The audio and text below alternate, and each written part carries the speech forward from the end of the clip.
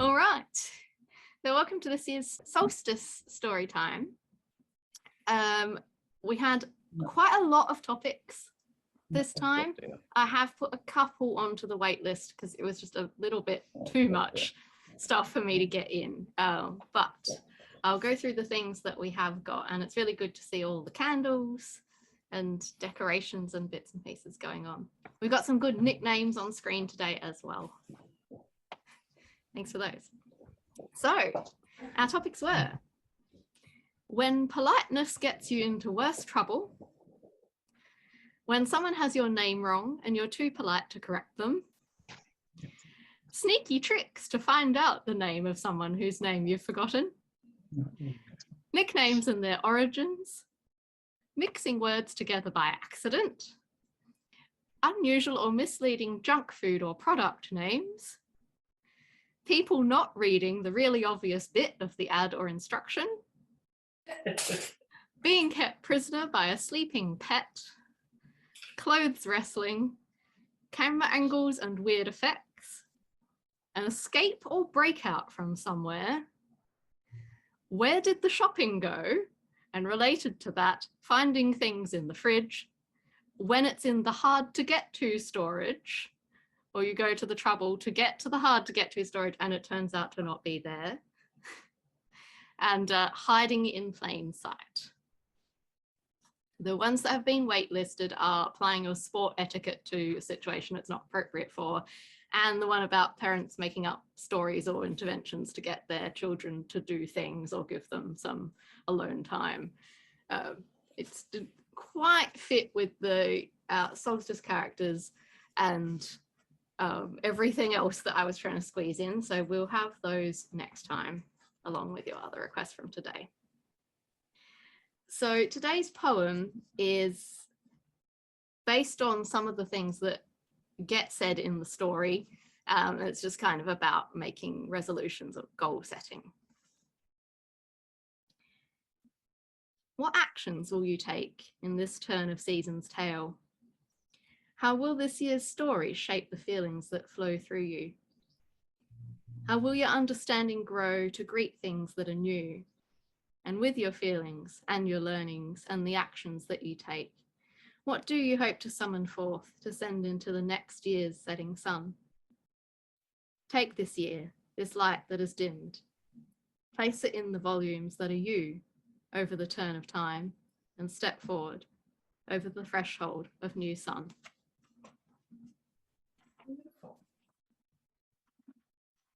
Lovely poem.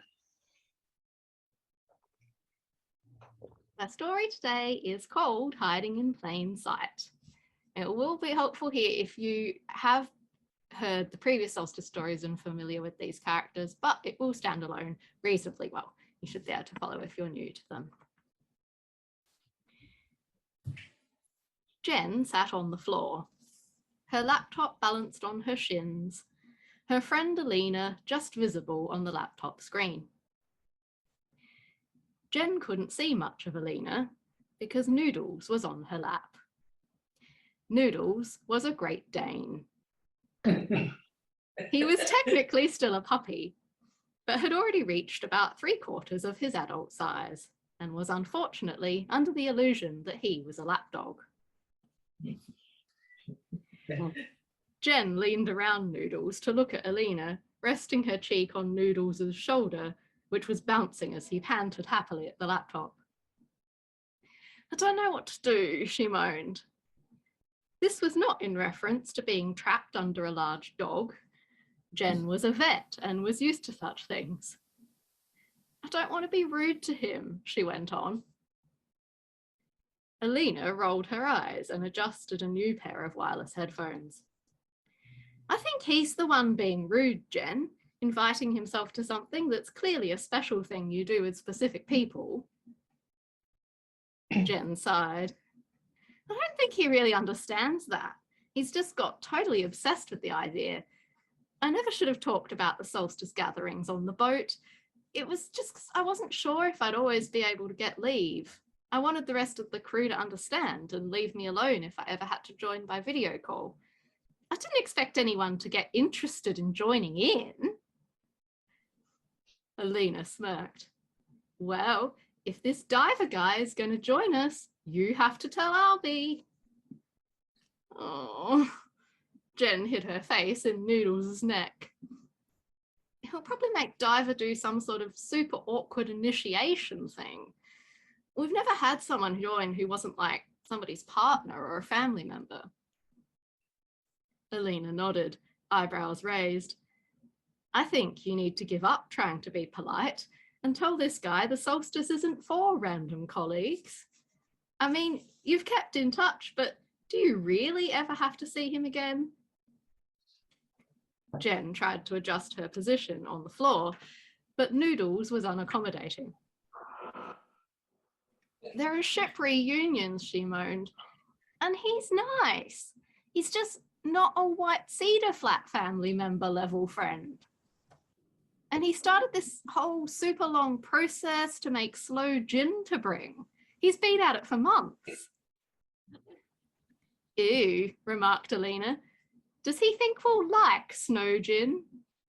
Sloe gin? That's what I said. No, you said snow. Whatever. Slin, sligan, yuck. We have mulled wine, didn't you tell him?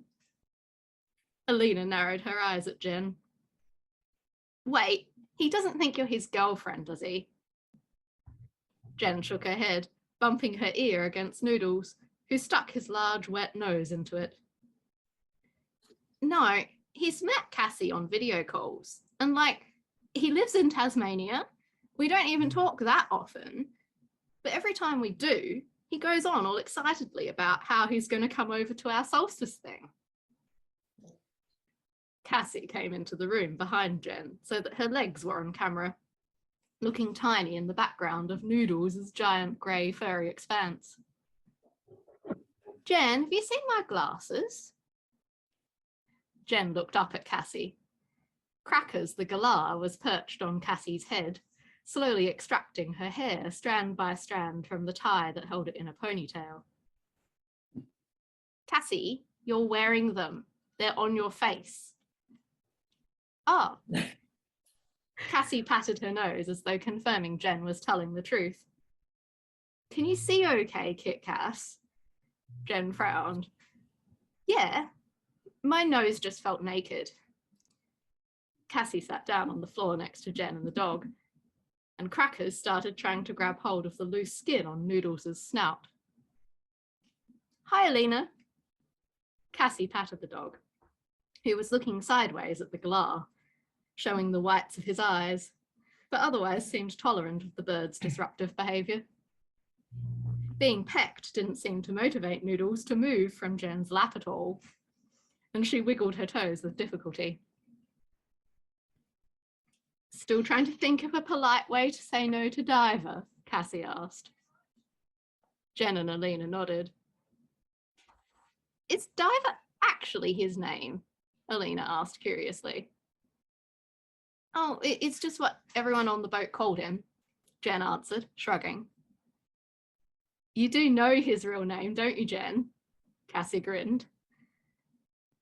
Yeah, of course. It's Arnold, Jen murmured. Cassie gave her a sideways look.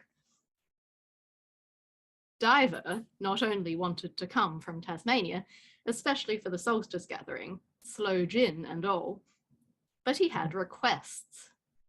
A few solstices ago, Albie had insisted on starting to have Sunday roast as part of the event, regardless of whether or not it was a Sunday. Diver knew this, but he was vegan, and he had a very specific idea of what he wanted as his meat alternative. So it was that Jen and Cassie found themselves at the market, looking for something in the world foods aisle that Cassie kept calling shallow balls.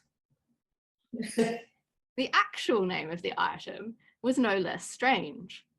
Swallow balls would apparently come in a bag of fluid and sounded on the whole like something that shouldn't be vegetarian, or indeed eaten. Cassie sifted through packets of seaweed snacks, tofu blocks and fruit juices that looked too orange. I don't see them here, she complained. Jen stood on tiptoe. Maybe they're on the stupid tall shelf. Cassie knelt down. Or the stupid short shelf. Oh, wait. Jen maneuvered around Cassie. They're right here. She grabbed a packet from the space that had moments ago been at Cassie's eye level.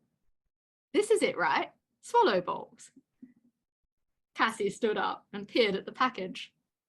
Oh, yeah. Are you sure you can see okay? Yeah, I think it was just so close to me that it was kind of hidden in plain sight. Cassie took the swallow balls and put them in the basket. What else do we need? Jen consulted a list written on a vet conference notepad. Vanilla ice cream to go with the coin cake and mulling spices. They made their way to the freezer section, and Jen began digging through ice cream containers for the particular brand that she liked. The supermarket hadn't restocked it in a while, and Jen had to move 10 other tubs of ice cream out of the way before she spotted the familiar blue label.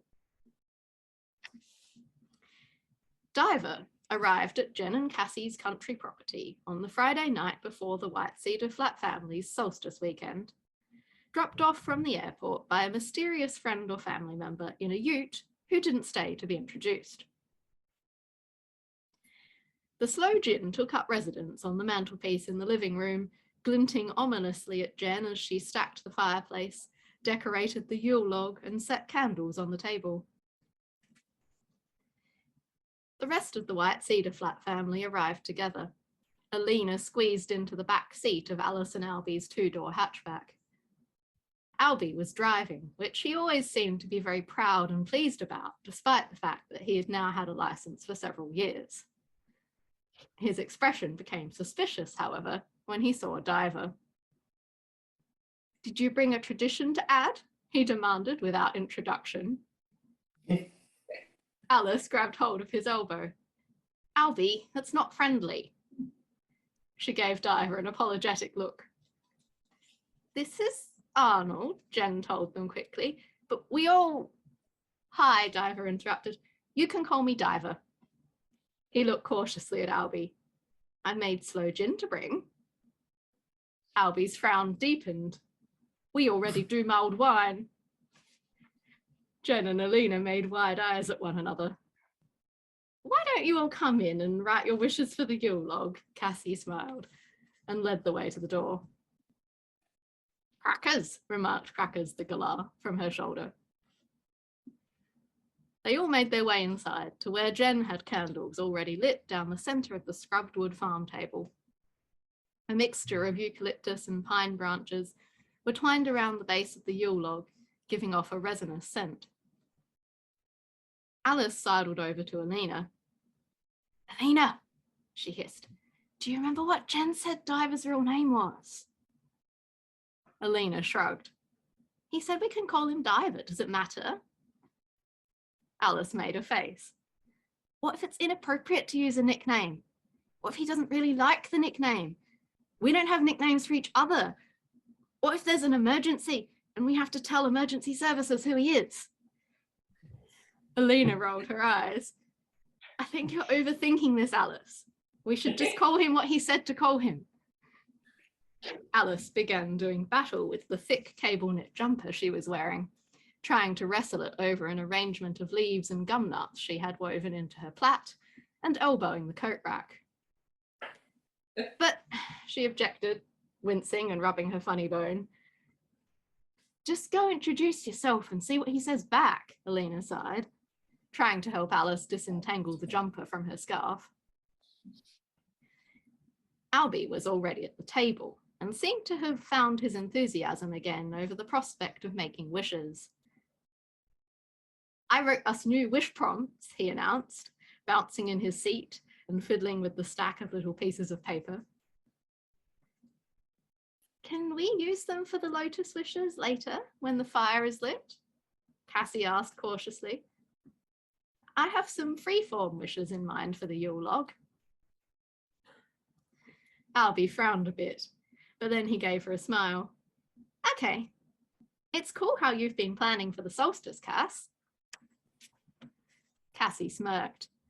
I think you forget that last year I had to host without Jen's help. I know these traditions very well now. She offered Albie a basket containing a stack of the golden Lissacatter buns she'd introduced as her tradition the previous year, and Albie beamed and took one.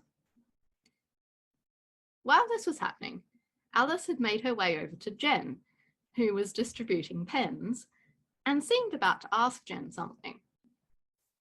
Abruptly, Jen stepped back from the table and said, I just have to go up to the barn loft. I think I left all the craft stuff and some of the shopping up there. She made a rapid escape out of the back door.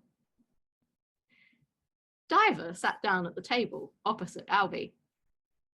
Albie didn't look thrilled about this, but at that moment, Noodles trotted in through the door Jen had opened and did his very best to climb onto Albie's lap at the table. Since he couldn't really fit on the dining room chair, Noodles just jumped over Albie's knees, front paws on one side, back legs on the other, and leaned his full weight on Albie through his belly. I'm stuck, Albie remarked, looking uncertain whether he should be annoyed or flattered. Did you write the wish questions as a poem again, Albie? Elena asked. Albie wilted a bit. No, I've decided poetry isn't really my strength. I'm more of an ideas behind the poem person, you know, as a philosopher. Diver was watching Albie with cautious interest, as though unsure whether he should contribute to the conversation. Albie's attitude to Diver was clear. He was an outsider. My colleague and I were talking about doing some sort of project with poets translating our concepts, but the English department colleagues don't like us very much at the moment. There was some competition for funding and we got more than them. I'm trying to practice saying things simply, more like prompts, so someone else make it sound nice, just in case. Elena folded and unfolded her wish paper, making a face. I thought you were pretty good at making stuff poetic. She shrugged. But that kind of makes sense, if you want to focus more, I guess. Diver did a small shrug nod thing with his head and shoulders. I write poetry, he murmured. Albie said nothing. Jen, meanwhile, had climbed into the barn loft and was moving a lot of boxes around, trying to get to an inconveniently positioned chest at the side, where she was sure she'd put the craft supplies. In fact, she had some other pre-made clay beads that Alice could paint for her growing craft project, and she'd already set aside some origami paper for folding the lotus flower wishes that were Albie's tradition. Whilst there was a bulk sack of flour up here, she was pretty sure she'd already filled up the tin in the kitchen with enough for the cake. And while she genuinely wasn't sure where some of the shopping, including Diver's special swallow bowls, had gone, she knew it wasn't likely to be up here. Jen was hiding until Alice stopped being so determined to know Diver's real name. She had been pretty sure it was Arnold, but something about the way Diver had interrupted with his nickname had her worrying that she might have got it wrong. Jen knelt down between the boxes to reach over and open the lid of the craft chest. One of the farm cats materialized seemingly from nowhere and clambered onto her knees. Knowing it wasn't the best course of action, but wanting to spend just a little longer hidden in the loft, Jen shifted to sit cross-legged amongst the dust and scratched the cat behind the ears. It curled up and went to sleep. Inside, Alice was still worrying about Diver's real name. She poured some chai through a strainer and went to sit at the table, racking her brains for a clever way to get Diver to say it himself.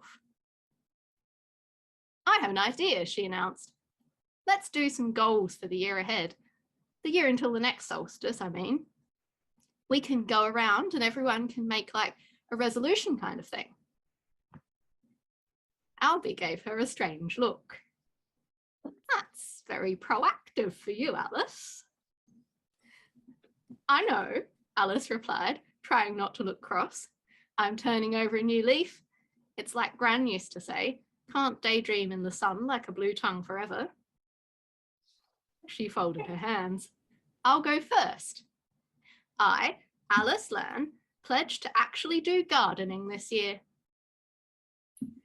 Albie looked at her skeptically, but Alice knew he would copy her formal resolution structure.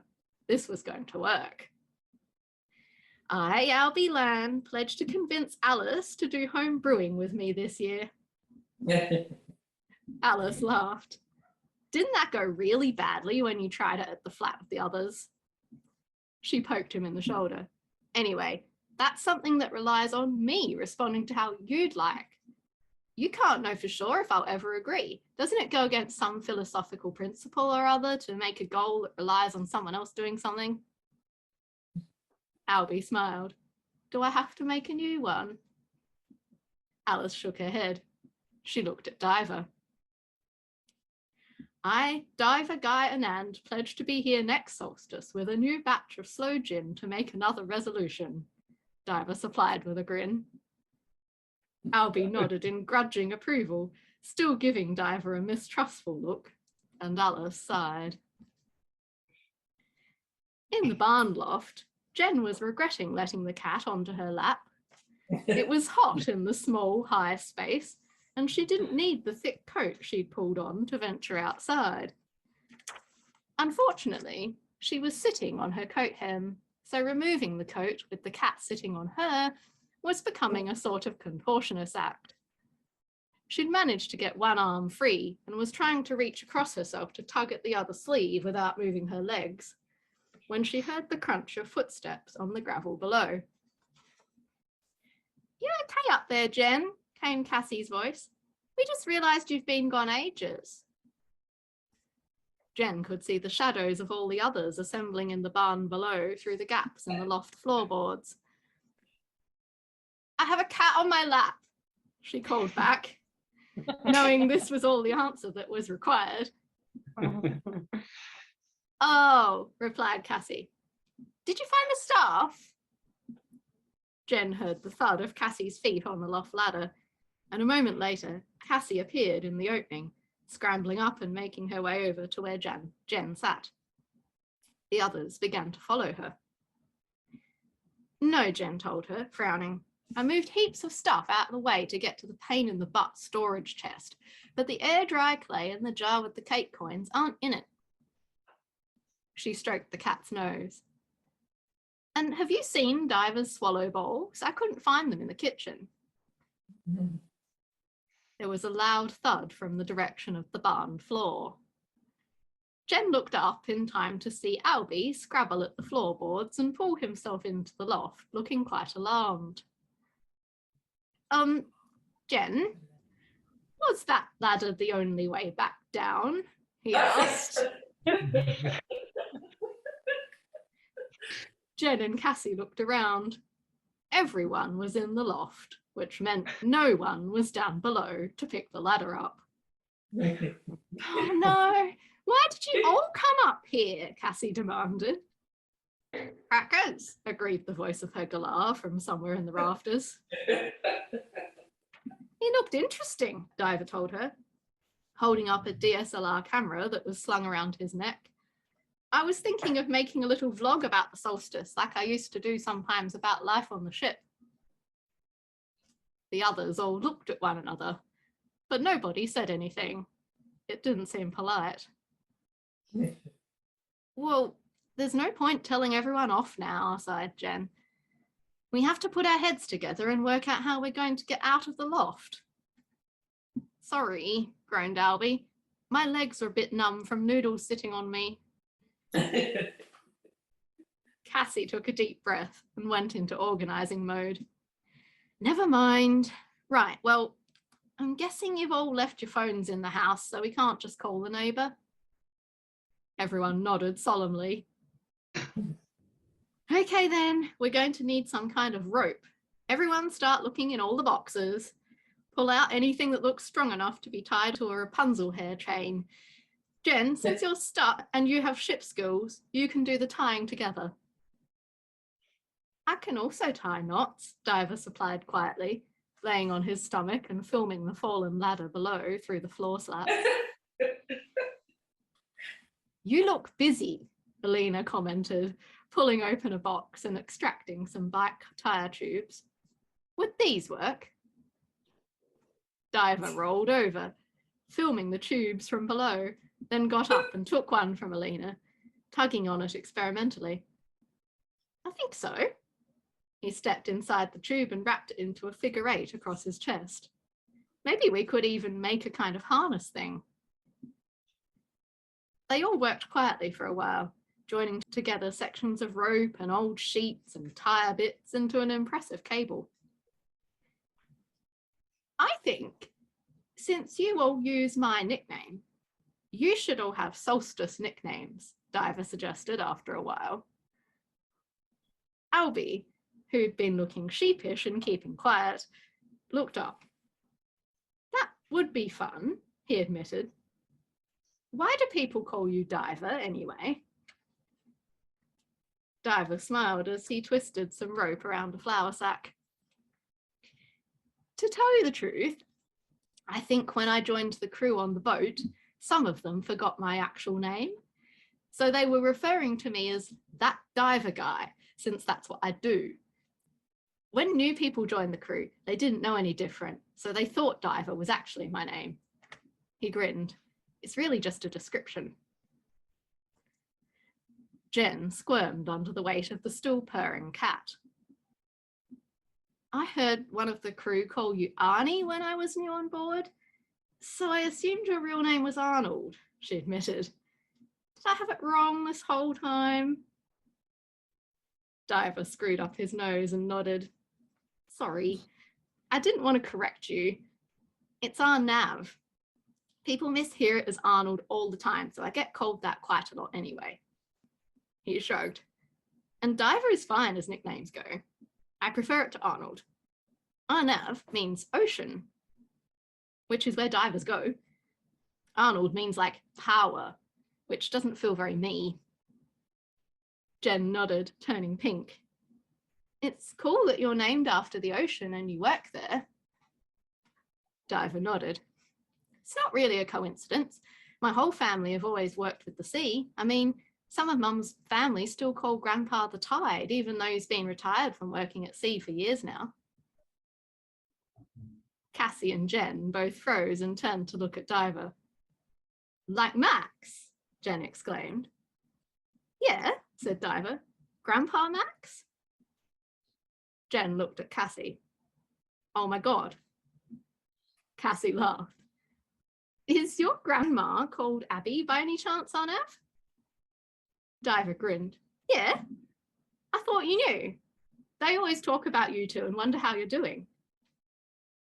Jen spluttered. Wait, so is that why you wanted to come to join in with Solstice? Because we're like family connections? Diver looked back and forth between them. Yeah.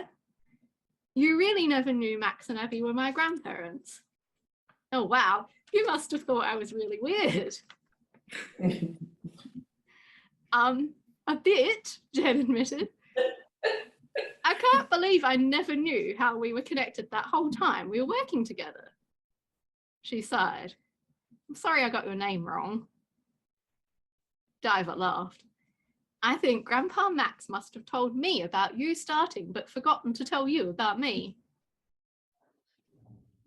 We've been trying to work out how we can contact Max and Abby, Cassie told him. We never got any contact details when we saw them at the campground. I can't believe Jen was talking to you this whole time. We didn't know we could have asked you. I was the link hidden in plain sight, Diver laughed. Don't worry, if we ever get down from this loft, I'll give you their contact details. I have to warn you though, Jen, Max is disappointed that you ended your seafaring career so early. Jen grimaced. I'm not like him, she said quietly, taking Cassie's hand. Arnav, you should pick nicknames for all of us. It would be funny, and maybe it would go a little way to Meredith's making up for me getting your name wrong. Oh, I can do that. Diver stood up, pointing at Albie. Albie is thousy, like enthusiastic. Elena, from what I hear, you use a lot of tech. Maybe rely on it just a little bit. Could be called an Elena, an EL, an eel. Alice likes cake and she's nice, so she's Slice. Cassie is Birdie for obvious reasons. And Jen, you're Cat because you yell that so much. They all sat for a moment, stunned. You've thought about this a lot, Albie exclaimed, looking impressed. Uh-huh. But I also reserve the right to get them all wrong, Diver told him, laughing. Also, I think our rope is ready. He unravelled their patchwork rope creation across the loft floor. One at a time, the White Cedar Flat family were lowered down to the barn. No one minded when they realised that the first person down could have just picked the ladder up. The adventurous descent had proved rather fun. What if, Albie began excitedly, once they were all on the floor, what if Diver's tradition was Solstice games, like a puzzle or riddle or escape room kind of thing for us to solve? Diver gave Albie a look. Sounds fun, but it's not my tradition. I want to solve puzzles too, and I stand by my sloe gin. Everyone else groaned. Hey, don't knock it till you try it, Thoos. Come on, Cookie. Diver linked arms with Alice. I thought I was Slice. I told you I reserved the right to get them wrong, Biscuit. Biss. All right. Let's go inside and get trying this sluggin over with, Cassie declared. Sluggin? You sound drunk already, Squawk. Diver gave her a shove. Inside, Cassie went into the kitchen in search of shot glasses. On the counter was a box. Jen? Yeah? The craft stuff is here, like right here. Jen came into the kitchen to see. Oh. Are you sure you can see okay, Jen? Cassie teased. Jen ignored her and got the cake coins out of the box. We'd better get this cake in the oven. She frowned. Did you find Diver's swallow bowls? Yeah, Cassie told her. They're in the fridge. Jen had a look. Where? Cassie pointed to the crisper. Jen pulled out the packet. Oh, Diver? Yeah, Zat. These swallow bowls say do not refrigerate on them and Cassie put them in the fridge. Is that going to be okay? Diver sidled into the kitchen. It would be, except do you see what it says at the very top? Jen looked at the packet in her hands. It said, non-vegetarian swallow bowls. Oh no, what do they put in them? She tried to see into the bag. Got some beans? Diver asked. Sometime later, everyone had roasted vegetables and mulled wine, and Albie produced his list of wish prompts. All right, maybe we can write these on our paper, ready to make the lotus origami after we eat. He unfolded his bit of paper. First up, a wish for how you will behave in the coming year. What actions will you take in this turn of season's tale? Diver asked. Albie's eyebrows shot up. Yeah, that. Thanks, Diver. The others quietly scribbled on their bits of paper. Second, a wish for something you will feel. How will this year's story shape the feelings that flow through you? Diver translated poetically. There was more scribbling. Beep, beep, beep, beep. Don't panic. Jen jumped to her feet. It's just the timer for the cake. I don't know why it's so loud. She returned a moment later, looking embarrassed. So, you can only have ice cream with your lemon cake if you're okay with bubblegum flavour. She spread her hands. Turns out, The blue lid doesn't mean vanilla anymore. Everyone chuckled. Is that your wish for something you will learn then, Jen? To read the label? Albie suggested cheekily. Good one, Fuse, Diver told him. There's one more. A wish for something you'll produce or create, Albie told them. What do you hope to summon and send forth into this turn of season setting sun, said Diver. Then he pulled a face. I think that one was a bit too much. They laughed and wrote their wishes, accompanied by the tang of lemon cake and the zesty scent of candle flames over eucalyptus leaves, the crackle of the Yule log in the fire, and the warm glow of belonging. Eventually, there was one last thing that could not be avoided any longer. The sloe gin, or sluggan, as Cassie had now permanently dubbed it. Diver poured them each a shot glass, and they clinked them together in a toast to trying new things, the liquid glinting in the candlelight. Then, one by one, they sniffed the drink, making a wide range of expressive faces in response, and took a sip. Elena's eyebrows seemed to shoot up into her hairline. Okay, I apologize for my skepticism. She tried some more. Can you teach me how to make this? Diver set his shot glass down on the table and beamed. Does that mean I can bring this again next year? Albie rummaged in his bag and eventually set a very old, very wrinkled, fragile piece of paper and a pen onto the table in front of Diver. You'll have to, Arnav, Diver, and And, he said solemnly. It's our tradition. Oh, lovely. But that was Jane. fun.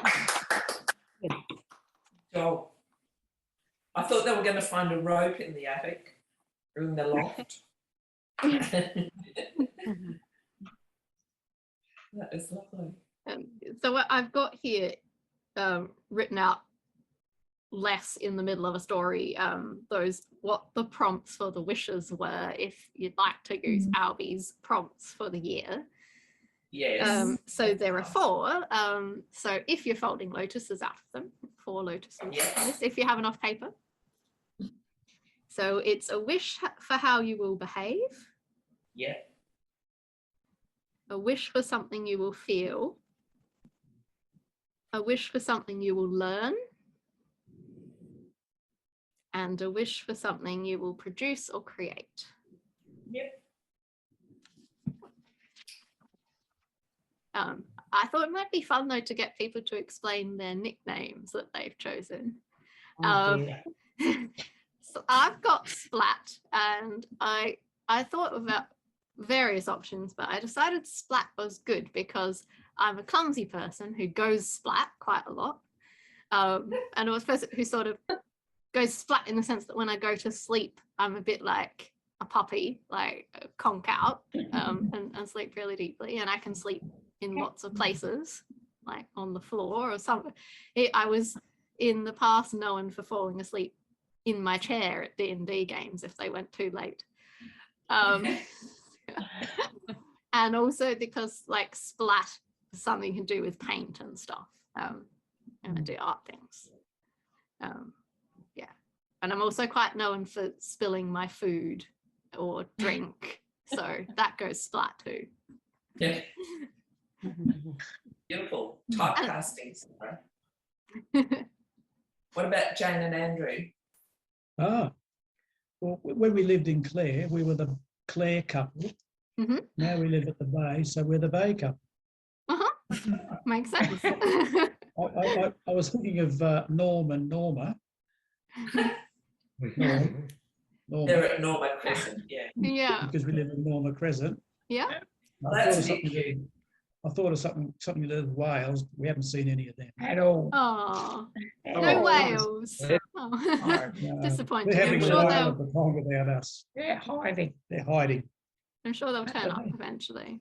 Yes, I was TT. I just changed it to Meow when there was the character who was called Cat, because I'm like, well, I'm her, basically. But TT was like when you have nieces and nephews who are just learning to talk. I'm Auntie Tegan, and they'd just say TT. Oh, nice. yeah, cute. That's lovely. Yeah. I like ones invented by children. Good. Yeah. So why are you gone with Sherlock, Dad? That's because what I've just had this thing hanging around. Did that have a magnifying glass and you thought you'd be Sherlock? No, It's his it's personality not of the really. day. Barry's outside our back door is It's a wheelbarrow. some wood that has been cut up and it's still in a wheelbarrow. You sort of very light woods that we're just doing the cooking fire with.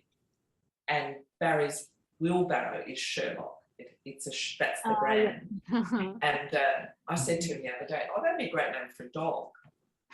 So when the nickname thing came out, but he's always using it like for everything. You know, it's like taking the tools to the front, the wood, you know, everything. And I'm always like, can you get this for me type person. Yeah. So I'm Watto, as in Dr. Watson. Yeah. You're the helper, yeah.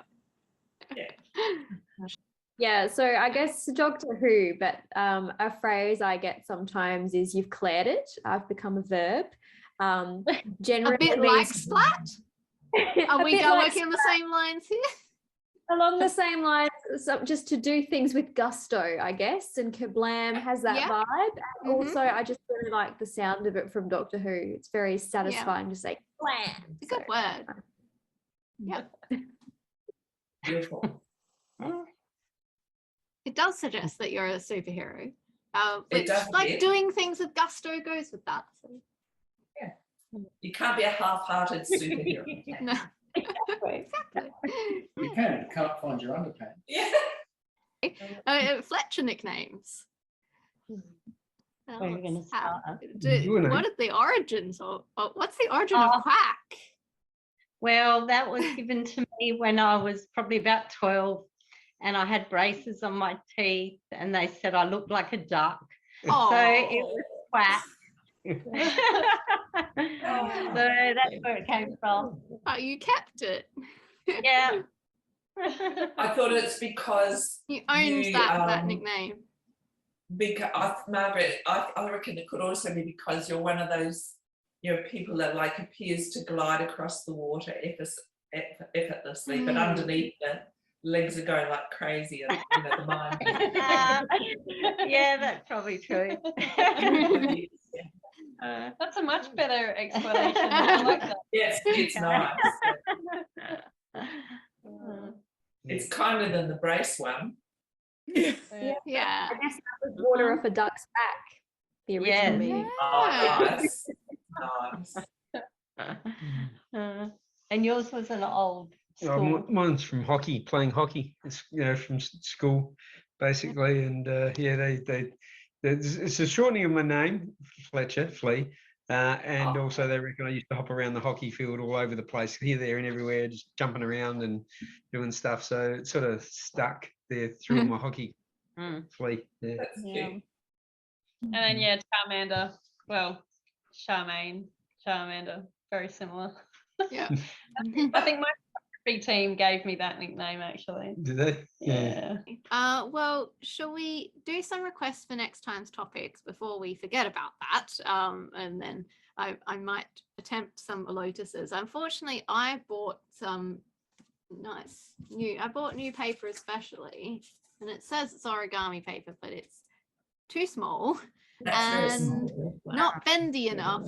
So I think I'm going to have to do that alternative type of lotus that I found the video of, because I tried one with this and it did just tear very badly. It fell apart in the middle. But Claire is a bit of an expert at the type that we've done previously, so we might get a do you have spare paper, Claire? That you're Very nice. Would you be up for doing one? From to follow. Cool. Well, let's do the requests for August 1st. So we'll be carrying over the thing about like made up stories to get kids to have a bath or whatever it is that you want to do. And there was another one. What's the other one? Oh, applying your like sports etiquette to something that's not appropriate in. So it'll be those two and some more from us. I want to add, because the kid thing interests me, because when we were talking the other day, I mentioned a little thing that kids were doing, which was that they were taking a sort of adult or set game and going off on a bit of a tangent with it, you know, so anything to do with kids' interpretation of an adult story or behaviour that they don't quite have get it right. So they've made an alternate version. Really funny. I had what about when you finally replace something that you knew needed replacing, only to finally realize how much it needed replacing? I don't like to replace stuff. Yes, we know. That's like me getting around about I'll wear them so they have holes. The little holes no one sees. I can wear a top with a little hole. No one will see it. If it gets a big hole, then I'll throw it out. No, but you should then put it in a shop like all the jeans that cost $259 and they've got great big gaping shreds. Big holes in them, all frayed. I own yeah. I have holy in a holy top. My favourite thing when something is you kind of go, oh my gosh, it just works. I find myself that when I replace something, I'm like, it just works. I didn't know it would just work.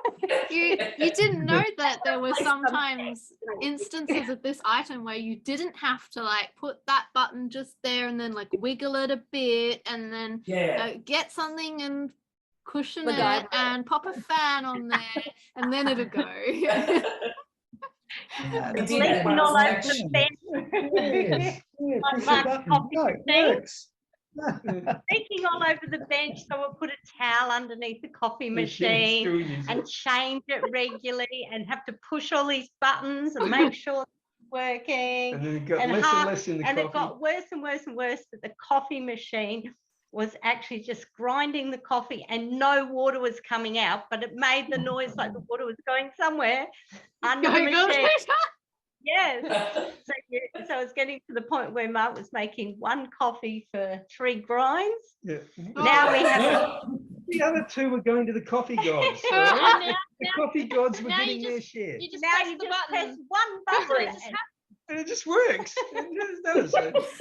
It's great. The coffee gods being the laminate on the top of your counter that's probably really loved that boiling hot coffee that's been soaking into it for months. Yeah, it was only hot water because it never got in the coffee.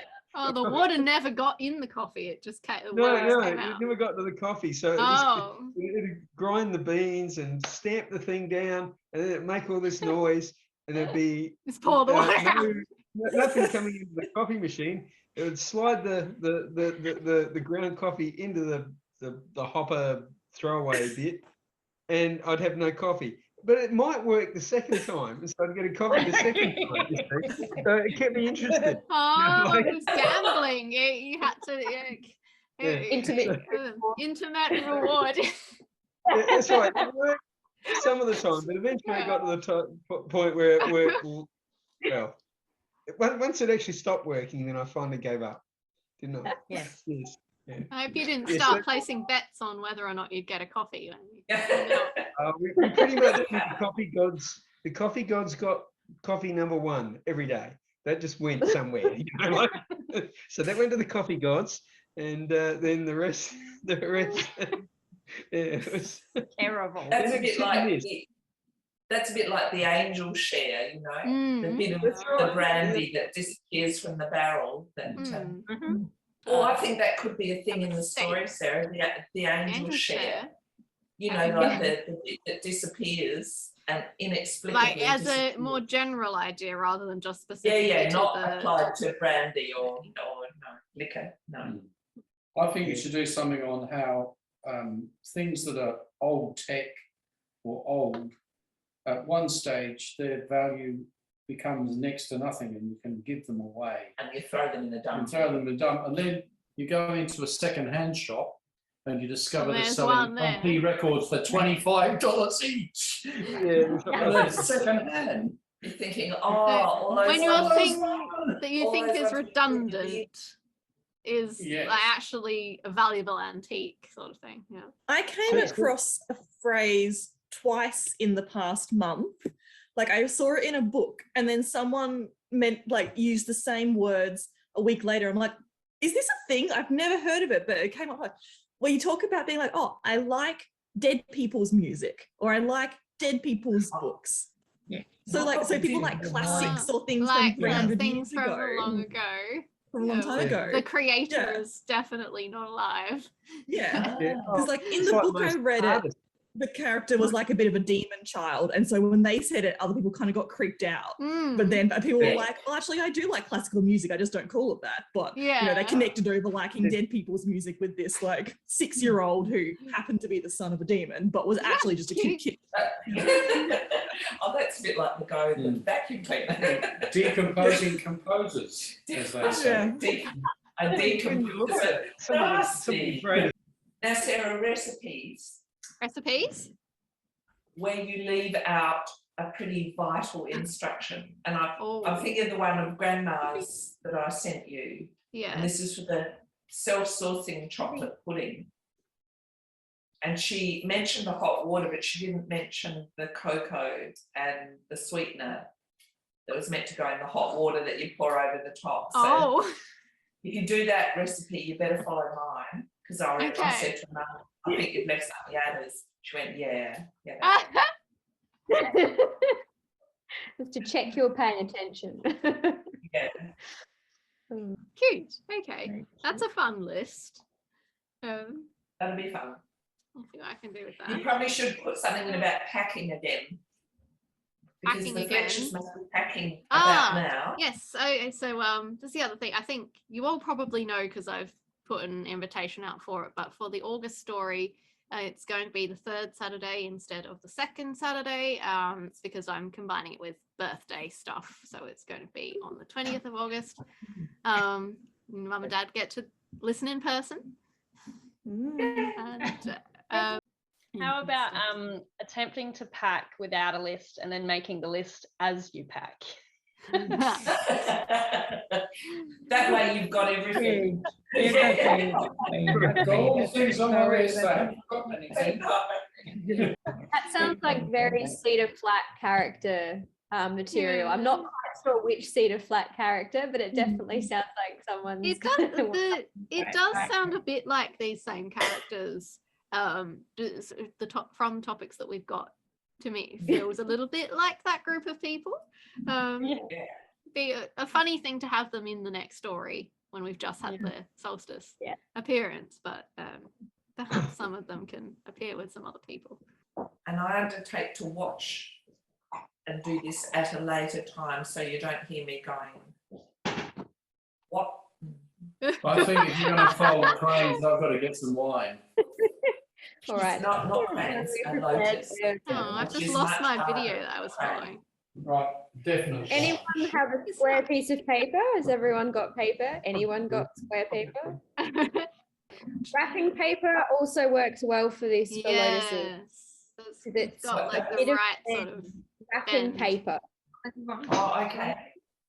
In case anyone's got, short on origami paper. Yeah, I have done it before with wrapping paper, and that's true. It's a lot better than the stuff I've got. All right. So if you've got paper that's pop and like different colors, turn it to the boring side. If not, proceed. All right. So just fold it in half to the top corner. We should probably get rid of this. Yeah, get rid of that. All right, and then we're going to open it back up again, and we're going to fold it along the other corner so that you end up with a bit of a kite shape in the folds. All right, and then we want to fold each of the corners into the center. we're going to make a smaller square or diamond, depending what way you're doing this. And we do this a lot. All right, and then we lather, rinse, repeat. So again, on the same side where you've got sort of this bit, you want to fold again towards the middle, each of the corners. So you're getting a progressively smaller and smaller square.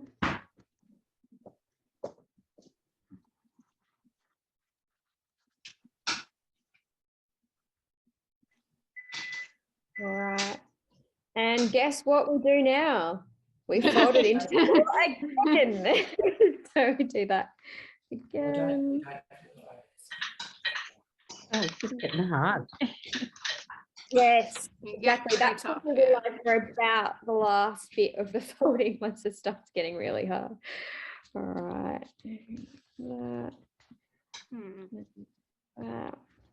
And now from memory, I'm trying to work out if it's still, hang on a second, don't mind me. I don't remember, do we go one more, Sarah? I can never remember how many we go. 3 and 1, I think.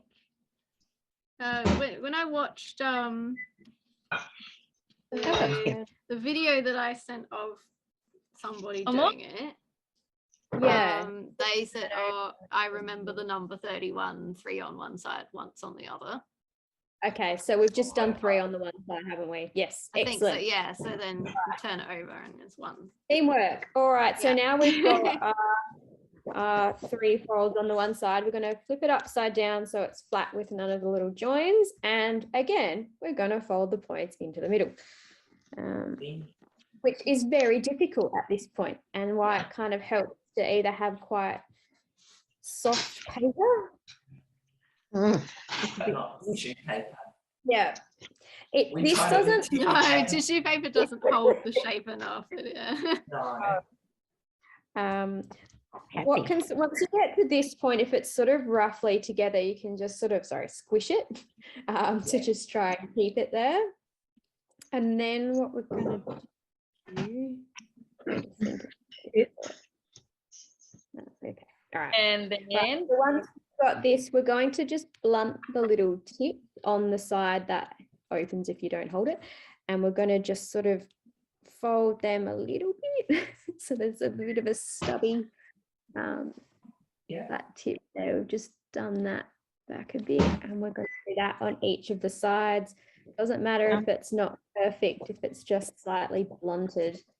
That will help. And then so it's sort of. God, I'm glad I've got the piece of paper. Yep. And so it doesn't matter if it's not perfect, mine is far from that. And then depending on how you want to do this, so everyone has a different way, but if you kind of stick your thumb over the bits that are trying to pop back up, and then you, with your other hand underneath, grab this bit and you pop your thumb on that little blunted bit and push down gently. Sorry, it's showing this is going to be hard. Then you can pull up a little lotus. Sorry, just to repeat again, thumb in the middle bit, sort of shove that in a bit. Then you get this hand there, get the little flap, and then push down.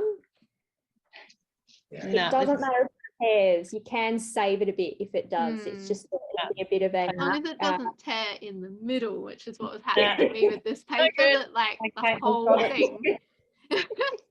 So you end up with that, and then what you can do is you can take, which might help you salvage the next bit, Charmaine. If you take, there's still little things left, maybe on the bottom of the other side. So that bit, you can pull them just up, and that might give your lotus a bit more structure if it's collapsed, or not. Yeah. Or you could just pour what do we do? around. So yeah, there's more little flaps underneath if you just pull them up and round, and then there's still yet more. You just pull like this. No, this paper's not suitable. Fail. Yeah. Fail. No, and I know both of you guys can make these, so yeah, that's definitely this paper, I think that's the last square I have. So I don't know what I'm going to do next time. You probably can't see because, they're beautiful, Claire. Yeah, they're good. Once you learn that method, it's an easy one to remember, I think. Yeah. It's the sort of old ever, which is great. Just do the same thing a lot, like when you make your creases so you can see the center, and then keep putting your corners in.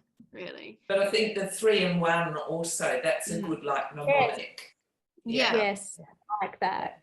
I Three usually go, I can't fold anymore, so maybe I should stop. So I like 3 in 1. That's a bit more reliable.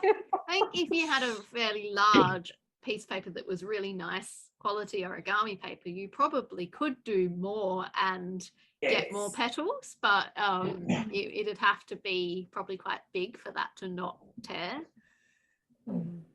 Or is it one of those things where there are only so many times you can fold a piece of paper no matter how big it is? I think that's 7, so we should still be okay. Yeah. So it should be possible to do one more. Maybe, I'm not sure. We'll have to experiment when we'll get like a square like this big and try and see if we can do extra petals on it. Thank you for a lovely story, Sarah. We'll go and have our soup and things now, and then we'll make origami things to float. All right. All right. Well, thank you for joining in our solstice session. So it's been the most like people in all different places solstice we've had, I think. Yes, it has. Hopefully next year it'll be like less COVID around, and it'll be possible for people to sort of do things like a bonfire and so forth. But yes, this was a nice version to do in the meantime, and it's nice to see candles and wishes and things happening, and hopefully you'll go away and add some of those wish prompts or to lotuses. And if you've got candles or Yule logs or lotuses you folded and stuff, send us some pictures so I can sort of put some images from the doing of the traditions into our recording later. Yes, happy solstice, everybody. Happy solstice, happy and traveling. I will see you next on 20th of August for our next story. Beautiful. Third Saturday of the month, not the second.